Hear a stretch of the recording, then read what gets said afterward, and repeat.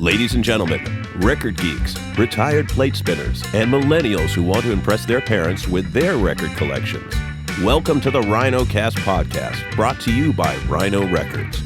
Get ready for new releases, deep tracks, and conversations with your favorite artists and bands, and balloons for the kiddies. And now, your hosts with the most, Rich Mahan and Dennis the Menace.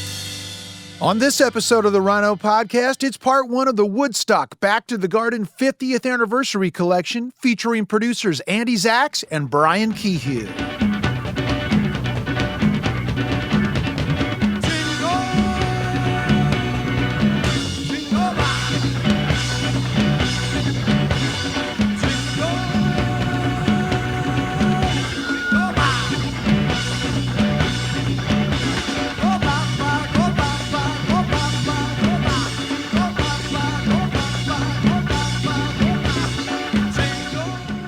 Hey, Rich.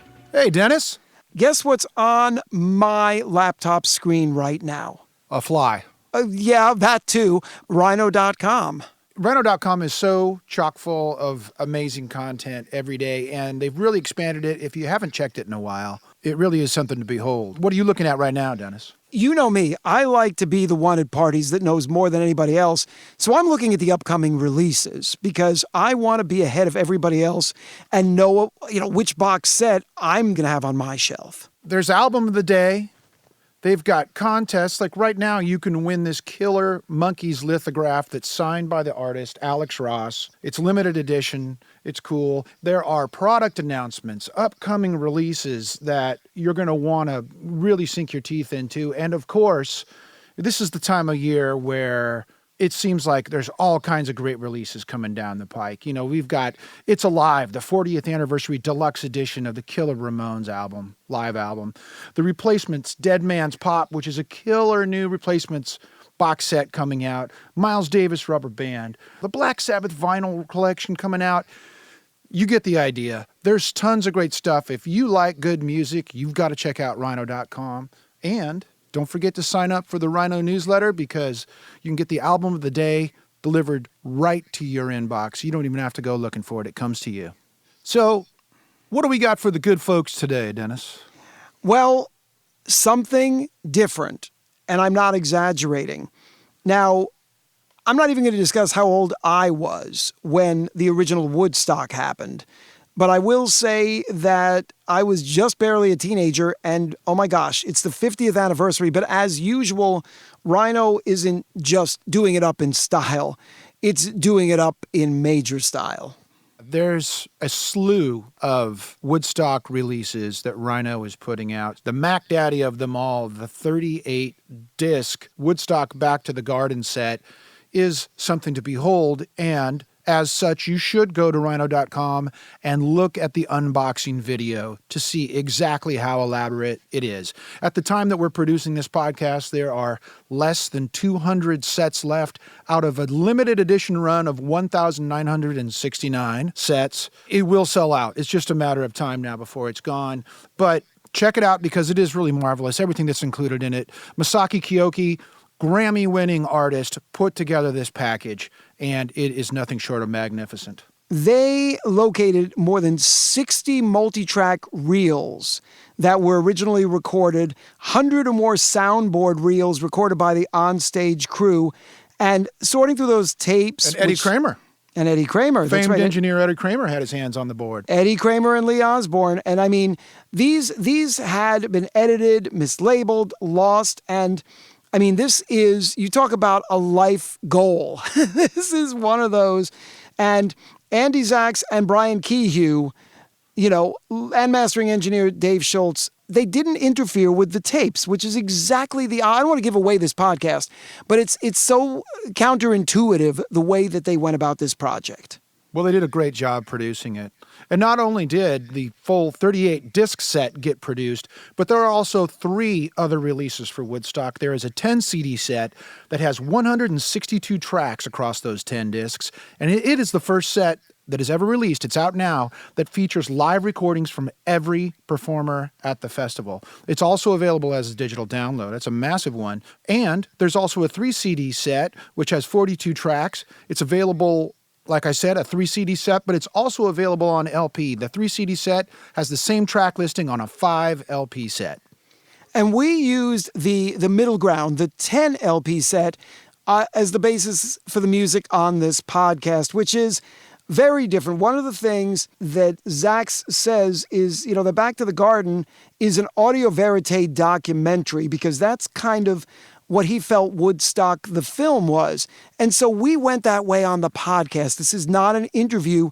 This is the music, and it's Andy and Brian talking about putting together the project. And like Woodstock itself, which was mammoth in attendance and the length of the festival, this podcast could not be contained in one episode. So we're splitting it up into 2. Yeah, this is something completely different, as Monty Python says, and it's groovy. So let's get into it. We have a gentleman with us. It's the gentleman upon whose farm we are, Mr. Max Yasgur.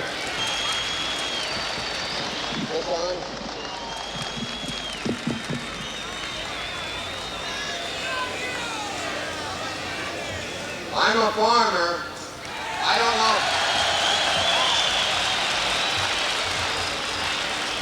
I don't know how to speak to 20 people at one time, let alone a crowd like this. But I think you people have proven something to the world. Not only to the town of Bethel,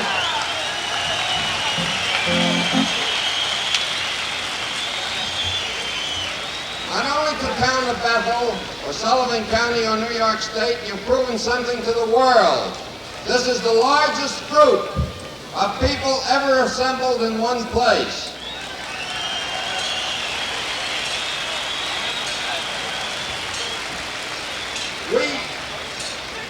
We have had no idea that there would be this size group. And because of that, you've had quite a few inconveniences as far as water and food and so forth. Your producers have done a mammoth job to see that you're taken care of. They enjoy a vote of thanks.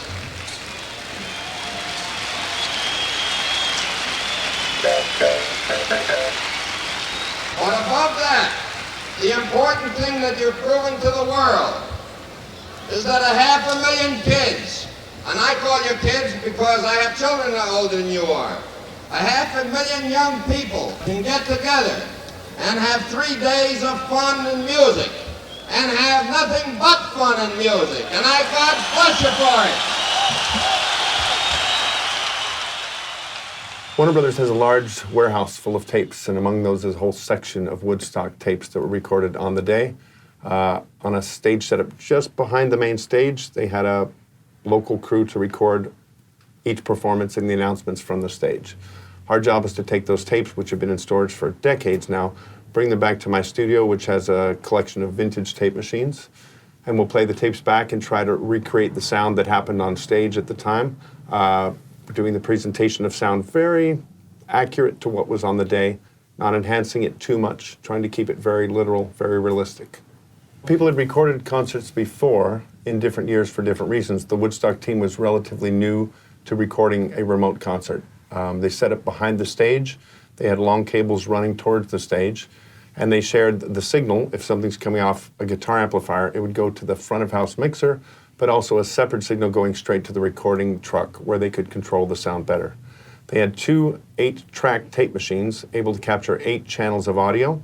And the reason they had 2 is as one was playing and the tape would be about to run out, they would put tape on the second machine and start it up to catch the overlap. So you'd essentially, theoretically, always have coverage of what was recorded on tape at all times.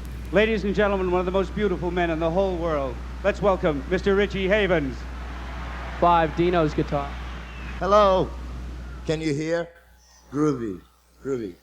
Okay. Wow. It's really beautiful to see so many people together. I know it might be a tiny bit uncomfortable, but so can sleeping be tiny bit uncomfortable. Right? Right. Okay. Groovy. Can you turn it back up?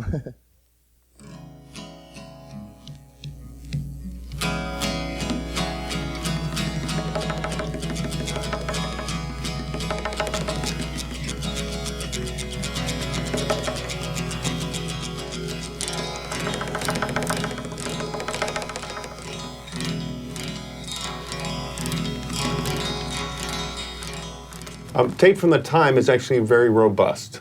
It's not fragile. It does hold up very well, and we don't have to do anything special in order to play it, as you do with some other tapes. But tape from 1969 is very sturdy, stores very well, and it preserves, without decaying, the original sound quite well. So we pull it out, we can use it quite easily. There wasn't much time for them on the ground to document what they were doing. They barely wrote on the tape box even which performer was on it. Certainly not which songs or what instruments were on which channel. They were moving forward very quickly, barely able to handle the tasks of each day. And we had many issues with that where they were just trying to keep up with the circus that was going on. Well, as Brian said, yeah, the tapes from 50 years ago hold up fine. It's not so much the physical tapes that are the problem, it's what's on those tapes that are really the problem. And if you think about it, you know, you've heard the expression field recordings. These are literally field recordings. This was a field. This was a dairy farm in the middle of nowhere that was subject to fluctuations in temperature, humidity, and voltage, most pertinently. And the result of that, and the fact that despite the fact that the Woodstock PA was built by a guy named Bill Hanley, who's basically the father of modern recorded concert audio. He's kind of a technical genius. He's the Edison or the Tesla of live concert audio. And Woodstock was his first major proof of concept. So the fact that we actually have recordings at all is largely due to the fact that Bill Hanley constructed things in a sturdy enough fashion that even despite rain and some of the worst, most non-standard recording conditions known to mankind, nothing ever failed totally, only partially enough to give us 48, 49, 50 years later, gigantic headaches trying to restore it all. What would you do if I said out of tune? Will you stand up and walk out on me? Lend me your ears and I'll sing you a song. I will try not to sing out of key. Oh, baby, the archiving issue, as regards the Woodstock tapes, so they didn't write much on the boxes at the time. They barely were able to write artist names on them, and frequently those are wrong. You'll see them crossed out. But the fossil record of Woodstock tape boxes has passed through a lot of hands at various points. So after the concert, it went to the sound crew who were working on the Michael Wadley's documentary. That was where everything went immediately. And those people were working, their objective was, we're making a movie here, and we're making it on a very tight time schedule. There was really only about 8 months from the time that the show occurred in New York until the movie premiered in March of 1970. So at the time, it would have seemed unlikely to them that after their work was concluded that anyone would ever care about any of this material ever again. So they were a little careless, I think that would be fair to say. There are cuts. There are things that are missing. There are things that were kind of swapped around. There are strange edits that produced trims where the trims are in completely different places. And in some cases, the jigsaw puzzling everything back together took us years, literally years. There are things that we looked for in 2007 that we didn't find until 3 months ago. Yeah, it's far out, man. I don't know like how many of you can dig how many people there are, man. Like I was rapping to the fuzz. Right, can you dig it? Man, there's supposed to be 1.5 million people here by tonight. Can you dig that? New York State Thruway is closed, man.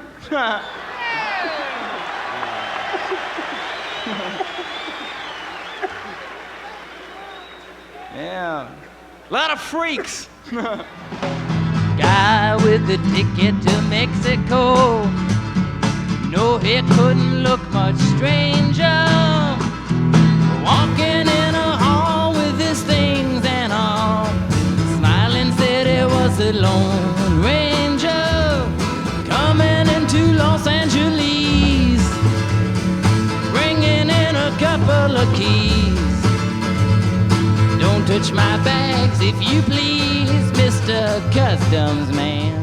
Woodstock had an interesting stage. They'd come up with the concept of a rotating stage. If you want to think of a Lazy Susan or something in the kitchen that rotates, while one band was setting up in the background, getting ready for their set, another band was out on stage facing the audience playing their performance. But when they would turn the stage around, they would suddenly have to move the microphones from the first drum set to the second drum set. And the first group may have had horns, the second group has no horns, but 2 keyboard players. So there were changes to be made, and none of this was well planned out. So this caused some of the issue where you have microphones moving from place to place. Also, that revolving stage failed almost immediately. It caused immense problems on the afternoon of the second day, and subsequently, you can hear on the tapes, the only way they were able to get the thing to revolve at all was by getting every single person that was on the stage, like in some crazy Steve Reeves movie. Everybody is kind of heaving and hoeing and shoving, and you can hear this kind of like grinding noise as the thing revolves. But it was nearly impossible to get that to work at a certain point. Great idea, miserable execution. And also, that was also complicated by the fact that there are people, hangers-on, guests, band members, people who just kind of drifted in and wound up on the back of the stage, crowding everything. So at a certain point, it became nearly impossible to manipulate that thing just because there were so many live, warm bodies. You can hear the announcers, like throughout the festival, basically trying to clear people off the stage. But it becomes a particular problem, like by day 3, when the stage has just become this nesting zone for everybody who needed a place to go that sort of knew somebody in a band. That alone, I think, was really, by the end, the biggest problem. I mean, they could always get 20 stagehands to shove that thing, but they couldn't get 300 people out of the way in order to get them off. We apologize for the noise of the choppity, but it seems there are a few cars blocking the road, so we're flying everybody in. I almost made the worst pun in the world about high musicians, but we'll skip that. The microphones were on stage, very simple microphones, not really fancy, and that was traditional for live performances. You didn't bring the most expensive, fragile microphones. You never know when a sweaty singer will kick something over. But you'll see them in the movie. There's a lot of performances with the same microphones being used over and over again for the same performers. And again, a drum set may be small for one group, may be large for another group like The Who, and they have to make it work. They don't have a plan, they don't have options, they just have to make it go. The microphone's cables traveled quite a ways, again, forward to the front of house, which is where you have a man sitting in the front of the stage with the audience, mixing the sound that the audience hears. That's not recorded, but that is sent backward as well to the truck. It's more of a portable office trailer sitting behind the stage, and they would set up an impermanent kind of recording rig back there, and it wasn't a full studio console like we might use now. Modern remote recording, modern remote recording uses a proper studio setup. You have a proper console, things like that. But they had these little portable microphone mixers. They were not designed for anything but like a simple church or maybe an outing like a fiesta or some kind of party. And that's what they were using. They weren't really exceptional quality. They were decent, but they didn't have a lot of options. And if somebody sings too loud, they distort heavily. It's part of the sound we hear on like Sly Stone's lead vocals. He goes from whispering and singing to screaming, and the channel just overloads and makes that fuzzy, distorted sound. So we get a little bit of that, which we cannot control afterwards, but it's part of the sound you're used to hearing from all the Woodstock releases and the film and so forth. The qualities of that system are obvious. It's not a full fidelity system. It's not hi-fi, but it is actually capturing kind of the energy of the performance. It captures the gist of what went on. And yet some of the groups, because they have controlled volume levels, they're not screaming, they're not playing too loud, they actually have a very beautiful sound. Groups like Creedence sound like a record on stage, and other groups like Sly Stone, who are amazing, are difficult to capture because of the wide range and the number of singers they have, changing parts all the time. No one could handle that with the few microphones and the few channels they had to work with, but they did at least capture a bit of it, and they worked with it. So the microphones that were on stage often picked up, kind of by accident, ambient noise and things that were happening around. There was generally one mic during most of the sets that was pointed at the audience. In a sense, if you think about the Woodstock tape setup, the multi-track setup was 8-track tape, where one track was always a sync tone that was used to sync up the rushes from the movie to the music. One track was generally always audience, and that leaves just 6 tracks for regular audio, for the guitars, bass, drums, vocals, that kind of thing.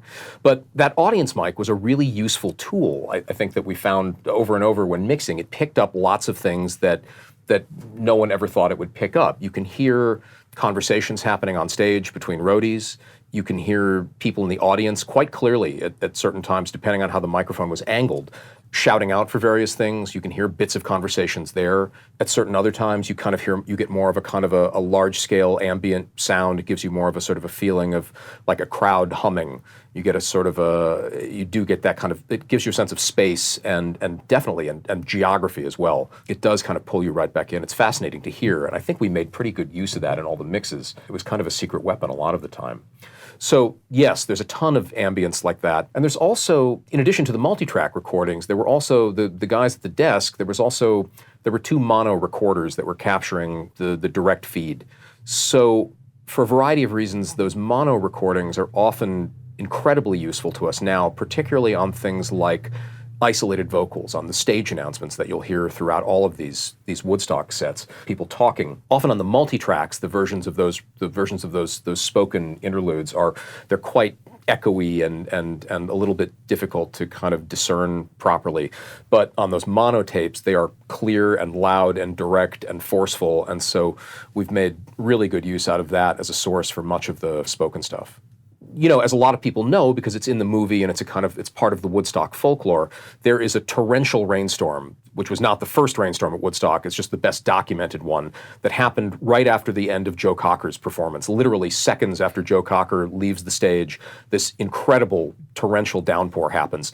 And the microphones were running, and so you can hear everything going on. You can hear John Morris, the stage manager, trying to clear the stage. You can hear him trying to get them to kill power so that people don't die. You can hear an entire sort of exciting drama unfolding. And then you just get this pounding, slamming rain noise for 7, 8, 9 minutes on the tape, virtually all of which we've used. We've given that to you as a kind of an environmental recording. You can really sit there and hear and feel just how, in a sense, miserable this must have been. It's late August, it's hot, it's sticky, and you're getting pounded with rain, and somebody forgot to turn the tape recorder off, basically. So it's yet another sort of Woodstock technical error that we've managed to use to our advantage. While we switch over, it looks like we're going to get a little bit of rain, so you better cover up. If it does, if we should have any slight power problem, just cool it out. We'll sit here with you. Hey, if you think really hard, maybe we can stop this rain. Yeah. Please move away from the towers. Please move away from the towers. Jody, get off the stage. Get off the stage. The wind is blowing this way. Please be on this side of the towers. Everyone in the back, please move back. Just take it calm and easy. And stay away from those towers. Like Barry says, let's think hard to get rid of it, please. Everybody needs to think hard. Let's go, let's think. We've done all of this, we can keep doing it.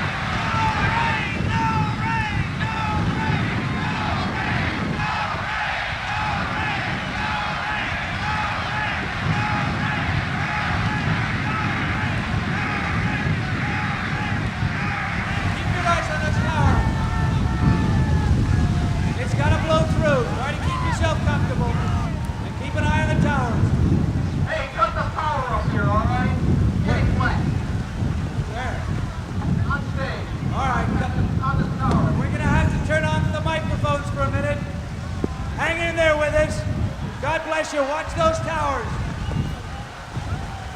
Kill the power.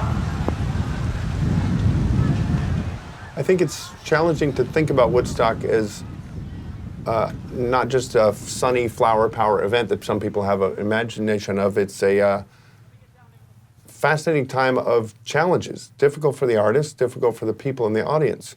And everyone I've spoken to that went to Woodstock, from performers to audience members to workers, didn't really have a great time.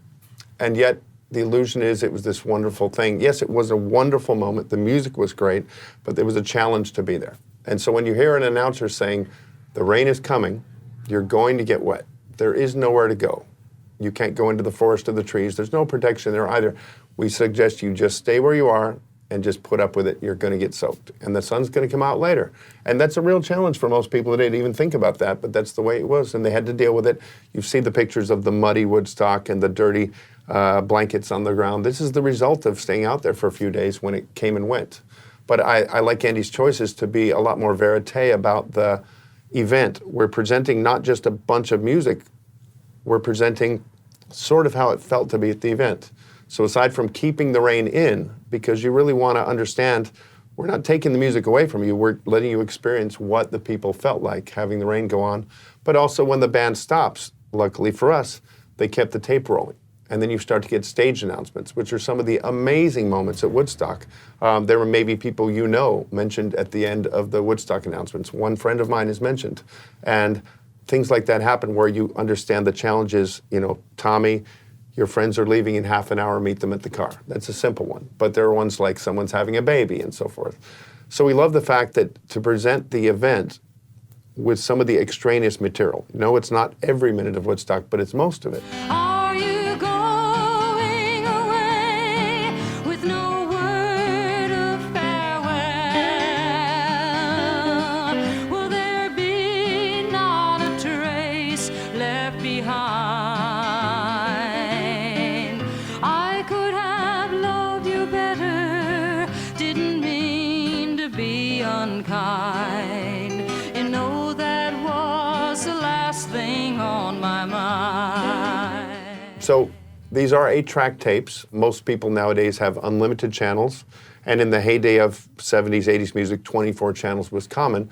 But in the 60s, the most modern format was 8-track tape recording. And as Andy's mentioned, we have a camera sync tone, which is always going to use up one of your tracks, not usable for sound. Another channel is always used for the audience and the ambience, so you hear clapping and announcements. And that leaves us 6 tracks for the music to be recorded. Some groups, that's great. You'll get a kick drum track, the drums themselves, bass, guitar, keyboards, and a vocal. You've covered it. But what if you've got 2 singers? What if you have horns and backup singers? Right. What if you're Sly and the Family Stone, Yeah. where there's what, 2 8, keyboard 9, players, 10 people on guitar, stage? bass, people singing, horn section. Right. Or Blood, Sweat, and Tears, where you've got 4 or 5 horn players and a keyboard player and a vocal. I mean, you've got so very, very large bands were at a real disadvantage technically at Woodstock because there was so little tape space for them. The real estate was so limited, and it affects our choices now in terms of how we approach this stuff and how we can mix it. So you know, in some cases we get really, really lucky. But certainly, I would say it's probably most of the stuff where there's a fairly minimal band or a fairly sparse lineup tends to be slightly maybe easier to mix than the stuff where you've got, you know, where you've got like a cast of thousands, certainly. And that being said, when you've got a busy drum set like Keith Moon from The Who had all kinds of percussion and drums going on, but he's basically given one channel of the tape because they have drums, bass, guitar, and then multiple singers. They're all singing too, so you've got to give them vocal mics and vocal channels. So although they're not a large group, it ate up all the channels and even had some compromises as to what went where.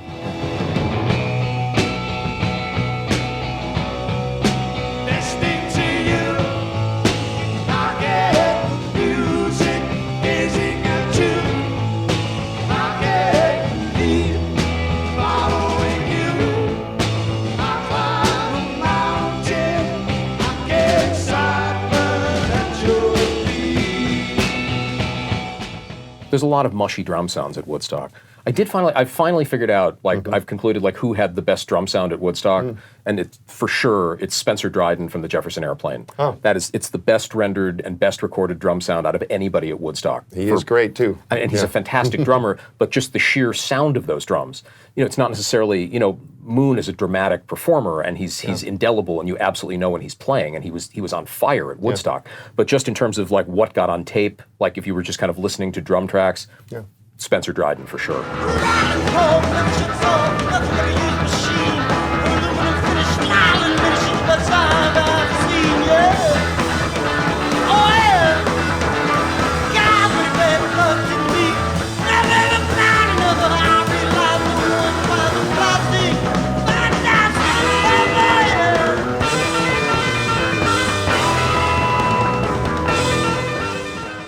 It's an interesting challenge to compare what we know from the visuals of the film your impression of that, which was a highly doctored thing too. Some of the audio was not real, some of the audio had flanging or some kinds of weird effects added to it to make it more of an experience. Maybe like you were tripping, or maybe it was more incredible than it was. We're doing a very literal version, but on the famous Santana section, you see this amazing drum section from Michael Shrieve on Soul Sacrifice, and he's an incredible drummer, but the track is a drum track. It's a mono drum track. It's not in stereo. It's not that exciting sounding. And when you're not watching him, it doesn't slay you as much as watching him. He steals Woodstock from everybody. He is probably the focal point for many people that see the film. And yet in the recording, it sounds really good. It sounds great. You can hear he's playing well. But the visual part of it, same as it is with Jimi Hendrix and Pete Townsend, they're a visual component to their playing that is so much better than just what you hear.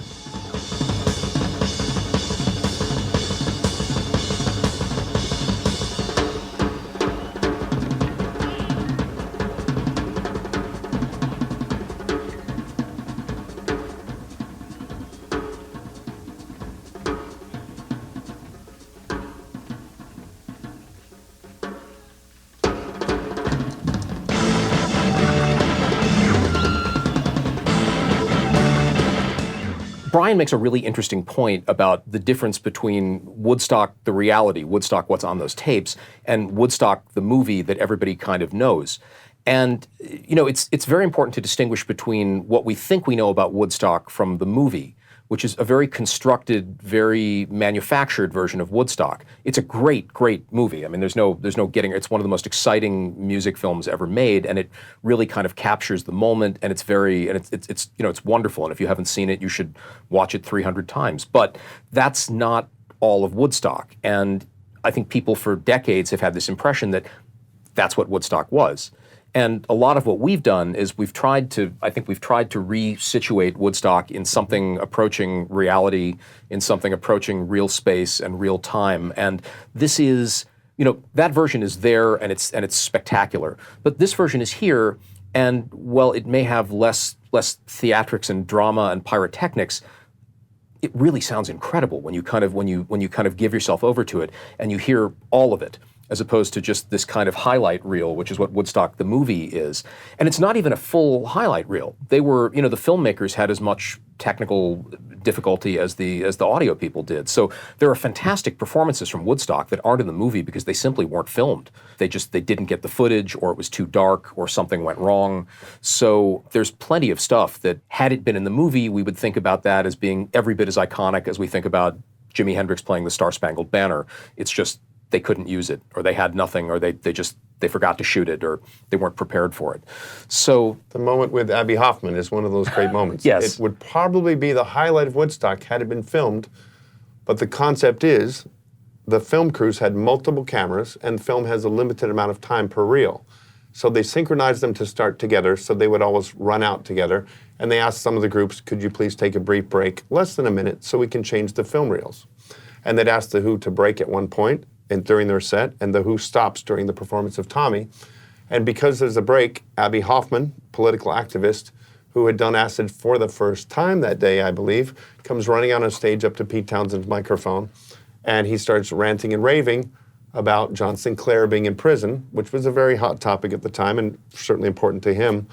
But in the middle of a Who concert, not the most welcome thing. So you can hear on the tape, although we have no film of it, Pete Townsend coming up and saying, "Fuck off my fucking stage."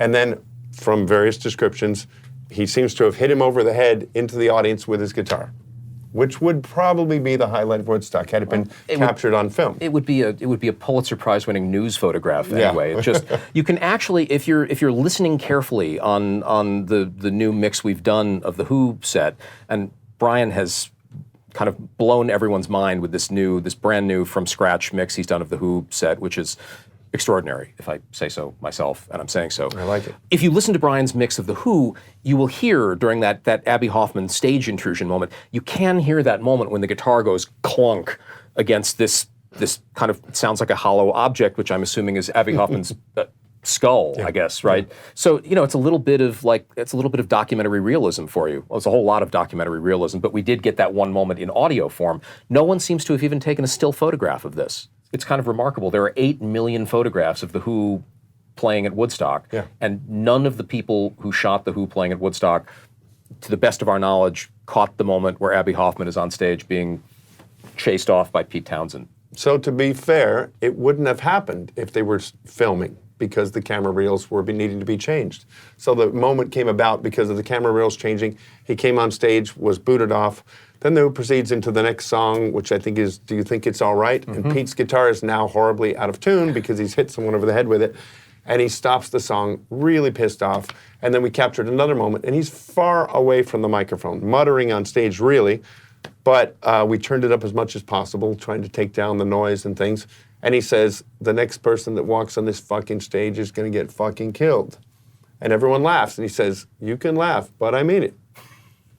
And seriously seems, again, interrupting any performer, especially them in the peak of what they're doing, is a dangerous thing. And it certainly was a warning to everybody else not to try this again. Sure. I think the politics of this event is about freeing John Sinclair from prison, who's facing 10 fucking years for 2 joints of marijuana while we're all sitting here digging rock music. That's the politics of the situation. And I think we ought to do something about John Sinclair and what the White Panthers are going through up there in Ann Arbor, Michigan. And that's what ought to come out of this fucking conference. It's definitely worth mentioning that most of the performers that played at Woodstock, when you talk to them, when you ask them about the experience, everybody is at best ambivalent.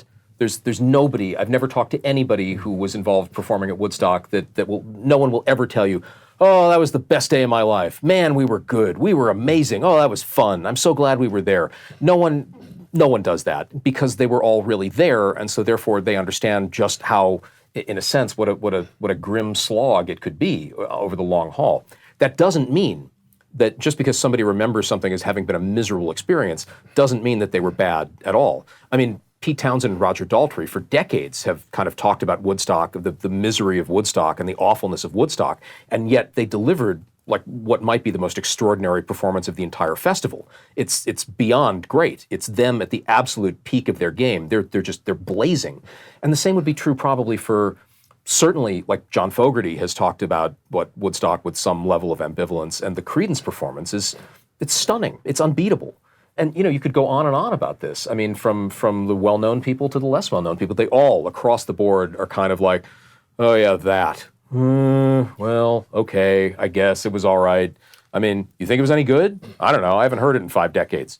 There's one group that I heard mention Woodstock fondly, and it doesn't mean that they thought it was their best show or anything, but the bass player and drummer from Salon and the Family Stone, which is Larry Graham and Greg Errico, have said they remember the response from the audience being the most incredible. Because they were used to playing Fillmore, places like that, Winterland maybe. And so these are theater-sized venues, couple thousand people.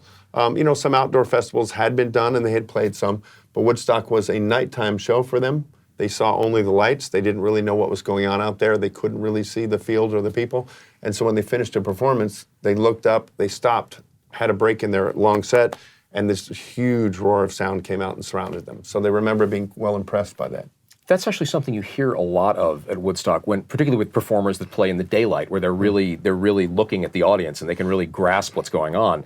They all seem to express some level of like, holy shit. There's some real awe going on. I mean, you can hear it in the Canned Heat set. You can hear it from a lot of the people who played on the first night when nobody knew what to expect, and they're all a bit stunned by what they're walking out onto a stage and confronting. But that continues throughout. I mean, this was an extraordinarily large audience. Even by the standard of large audiences of the time, this was 5 times bigger than anything else that was going on in 1969. So, there is a certain sense from a lot of the performers that like you knew something was going on, or you knew something was different when you walked out and you saw this staggering amount of people in front of you. I mean, it almost becomes an abstraction when you're out in front of it. I mean, I think it would have to be, or you wouldn't be able to play. You'd just be terrified.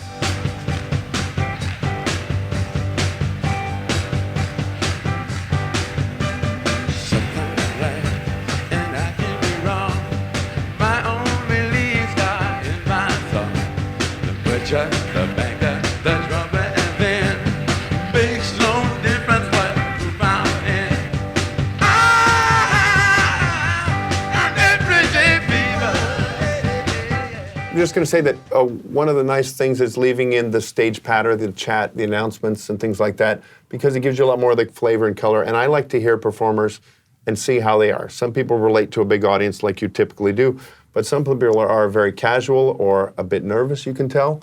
There's a guy named Bert Summer who's one of the hugest discoveries of our going into Woodstock. He's absolutely a monster performer. He's far more talented than most of the people that went on to become famous and was written out of the history, taken off the poster. Well, he's not on the poster, not in the film, not on the records. And he's also a relative complete unknown to everyone there. And he's as casual as if he was in a coffee shop on Thursday afternoon. He's True. he's yelling, "Hey, anybody from my hometown?" And he's talking to people on the stage and just absolutely full of comfortable confidence. And then he does this amazing set. Yeah, no, he's really, whenever people ask me, like, what's really great at Woodstock? I mean, I've heard Hendrix and I've heard The Who and I've heard Janis Joplin. Like, what should I know about? What's the best thing I don't know about? I mean, the answer, I think it's your answer too, right? Yeah. I mean, my answer is always the Bert Summer performance for sure. And then people go, who? Mm-hmm. I remember putting on the tape for the first time. Don't know Bert Summer. I know a lot about him now, but we've studied him quite a bit. I knew him from he'd sung on a couple of Left Bank tracks. That's what I knew him from. And he's also the guy in the famous Broadway poster of Hair with the big afro. That was him in Broadway. But we didn't know him from a Woodstock performance. We put on the tape, and I was just amazed working on the first song that the first song was so good. I mean, A-level music, absolutely as good as anything we were going to hear. Second song, just as good, maybe better. Third song, the same, but different style. Fourth song, again, and every song in his set was jaw-droppingly A quality, A+ in some cases, performances. He got a standing ovation at Woodstock. The first standing ovation, not Richie Havens or anybody.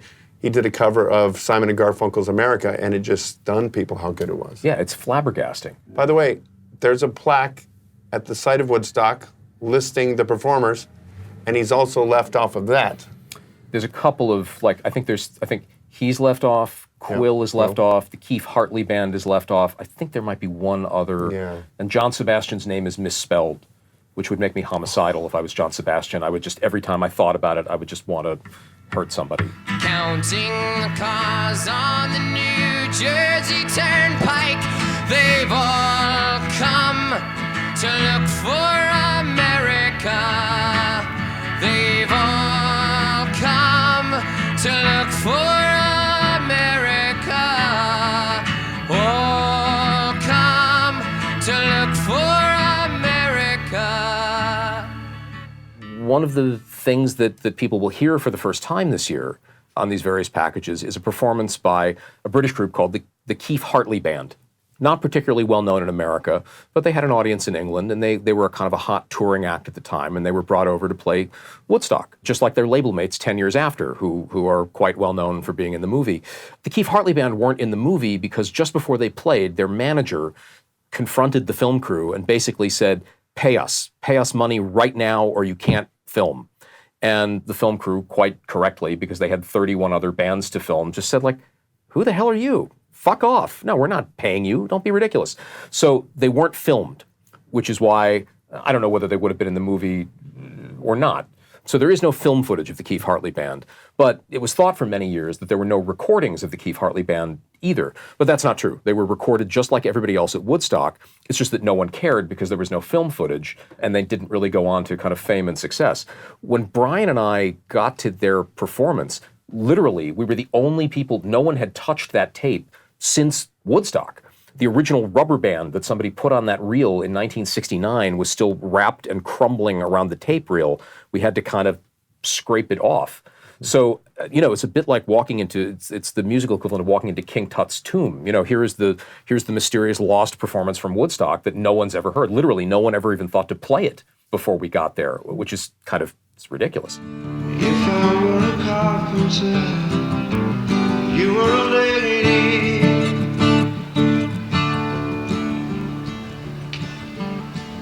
Would you marry me anyway?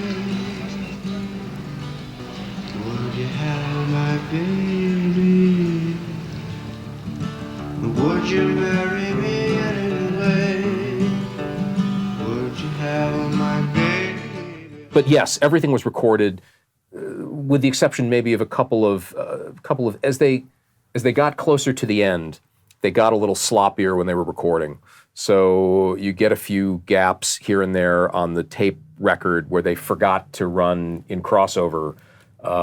So we're missing, for example, at least 1.5 songs by Sha Na Na, maybe even more, but 1.5 that I know of during the gap of tape that occurs about 2/3 of the way through their set.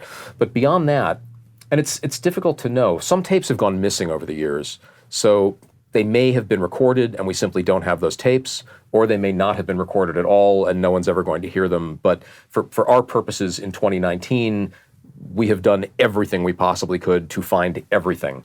That's basically the one chunk of kind of musical connecting tissue that I couldn't find. But other than that, yeah, it was all recorded and it's all there. Every tape that exists has been through here. There are copies of tapes, there are original tapes, there are also some simple reels that the man who was mixing the sound happened to run at his soundboard. A different kind of tape recorder, just mono, one channel of what was going through the PA system. So the PA system sound is his mix combined with whatever was on stage. Loud drums, he might not have as much drums in his recording, but we at least have a version of it from what people heard over the PA system. I've always thought it would be cool to go out in a big field, set up some big speakers, and play back his version of the actual PA mix. Would be a really great event if we can ever think to pull it off. I've talked to the Woodstock Museum people about doing this, so I'm hopeful that one of these days maybe we'll do something like that. It sure would be fun to experience the sound that was coming off the speakers in the place it was done. But his sources became also useful to us because sometimes there'd be a glitch or a hiccup or a disconnect in the recording truck, and the fact that he recorded something means we do have a recording of this, and it may not be the same sound quality or the same level of perfection we're trying for, but it's better than nothing. Great to have it. Yip, yip, yip, yip, yip, yip. You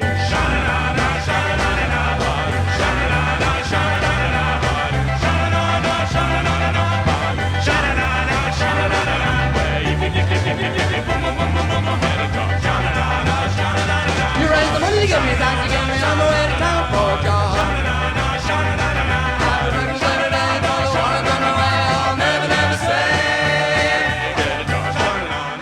So as far as kind of maintaining a certain sense of the original intent or the original sound that's on the tapes, you know, I think Brian and I at a certain point really decided that this is kind of like us and Woodstock. It's like Star Trek. It's the prime directive. You don't really want to interfere unless something is so absurdly wrong that you have no choice but to interfere in order to make something listenable. Good morning. What we have in mind is breakfast in bed for 400,000. Now, it's not going to be steak and eggs or anything, but it's going to be good food, and we're going to get it to you. It's not just the hog farm either. It's like the Ojai Mountain family and the pranksters and everybody else that has volunteered and put in their time into the free kitchens. In fact, it's everybody. We're all feeding each other. We must be in heaven, man. There is always a little bit of heaven in a disaster area. So if you want to make it back to your campsites, we'll try and get the food to you. Or if you're staying here, we'll try and get the food to you. Now, there's a guy up there, some hamburger guy, that had his stand burned down last night.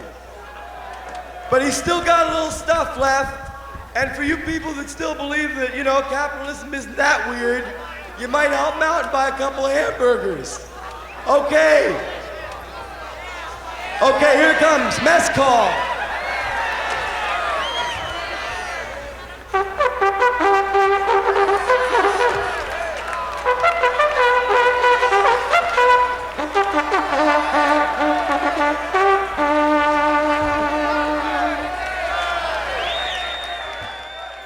All right, folks. Well, there's the wrap up for episode 1 of Woodstock Back to the Garden, the 50th Anniversary Collection podcast. The next episode will be the second half of the conversation with producers Andy Zaks and Brian Kehew. Make sure you tune into the next podcast so you get the complete picture. Thanks very much for tuning in. Don't forget to listen and subscribe on iTunes so you don't miss the next Rhino podcast.